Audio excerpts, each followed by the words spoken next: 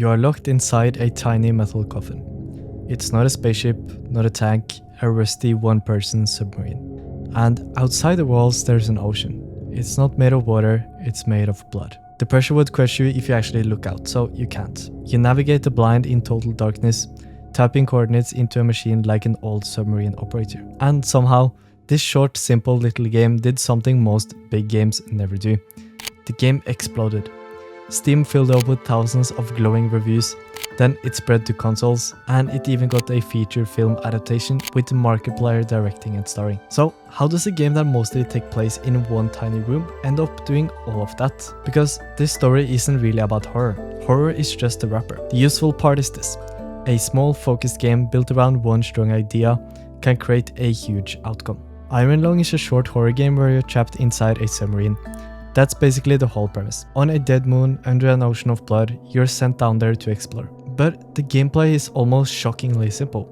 Type in coordinates, slowly drive to a location, stop, take a photo of whatever is outside, then you do it again. You never step outside, there's no running around the city, no collecting 100 items, no upgrading a skill tree, no fighting waves of monsters.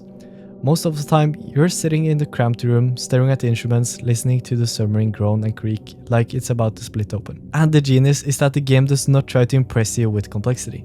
It uses simplicity to trap you in a feeling. Claustrophobia, isolation, and that slow growing dread where your brain starts inventing scary things for free. Because when you can't see what's out there, your imagination becomes the scariest graphic card on earth. When most people think of making a game, they imagine a gigantic project. A huge open world, insane graphics with a million features. Iron Lung is the complete opposite. It's proof that a game can be small and still hit hard. So why does something this simple actually work? Because Fear doesn't require complex gameplay. Fear requires vulnerability. And Iron Lung puts you in a situation where you're completely vulnerable. You're trapped, alone and blind, and deep under something unknown. The sound design is doing a lot of the heavy lifting. Every metallic groan, every strange noise outside the hole, it makes your body tighten up. And the game uses slowness on purpose. Nothing happens for a while, and that's completely the point. When nothing happens, you start anticipating. Your brain starts scanning for danger. Then when something small finally changes, it feels huge. Even a tiny sound can hit you like a jump scare, because the tension has been building quietly in the background. And here's the important part. Iron Lung proves a rule that most beginners in game development never believe it. Impact doesn't come from adding more features, but impact comes from delivering one feeling extremely well. Most beginners, they overscope because they think more work equals more value. Iron Lung is a direct slap in the face to that belief. It's literally one room, a few mechanics, one strong feeling, and it has massive impact. Now, here's where it gets weird. A lot of small indie games come out and despair instantly. So why does this one keep growing? First of all, it launched on Steam in March 2022, and the reception was not a few people liked it. It cracked a few thousands of user reviews, and the rating stayed extremely positive. And the reason why that matters is because reviews are effort. People only leave them when they actually care. Then the game expanded, a Nintendo Switch release, then it later showed up on PlayStation 5, and that's a big signal the game has real demand, not just a tiny niche group. Then it kept getting talked about by horror and gaming outlets. They were praising the atmosphere and the sound. But the strangest moment, and honestly the darkest moment, happened in June 2023. You probably remember there was a real-world submarine disaster in the news. And because the internet is the internet, people started connecting the situation to Iron Lung. The game got a sudden spike of attention and sales. And the developer publicly said it felt wrong, because yeah, it was wrong. It's one of those moments that remind you how weird culture is. A real tragedy can accidentally point a spotlight at a fictional story, and that spotlight can cause a game to spike again long after release. And then the biggest "this game broke" containment moment happened, a feature film adaptation. Markiplier announced he was making an Iron Lung movie.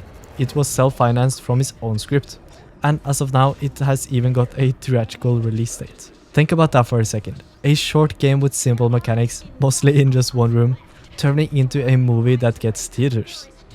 That's not normal. That's a cultural multiplier. And it happened because the core idea was so strong and memorable. Now let's talk about the question everyone cares about. Did this game make serious money? And here's the honest answer. We don't have any verified public revenue numbers from the developer. Steam does not publish exact sales, and unless the creator posts receipts, you can't prove the money. So if you ever see someone confidently saying this game made exactly $10 million, that's usually fantasy. What you can do is talk in a grounded way. There are third-party estimate sites that try to guess revenue based on things like review counts and rankings. These estimates obviously vary, but they cluster around the same general order of magnitude. Low 7-figure gross, roughly around $1 to $2 million gross, is a common estimate range you'll see. Usually the consensus is around $1.3 million. Is that perfect data? No, but here's what matters. Even if the true number was half of 1.3 million, even if it only was a few hundred thousand, that's still life-changing money for a solo creator. That can buy time, that can fund your next game, that can remove financial pressure, and it can turn any job into a hobby. And this was the point I wanted to burn into your brain.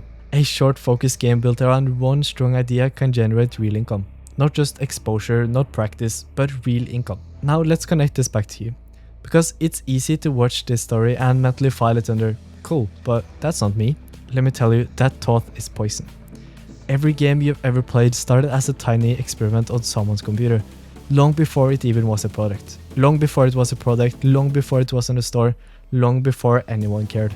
And the barrier to entry is lower than most people think.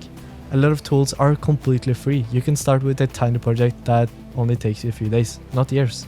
You don't need to be a genius, you don't need to be a programmer stereotype.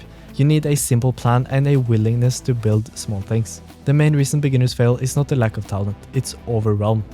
They start by trying to build something massive and then they drown. Iron Lung only succeeded because it partially did the opposite.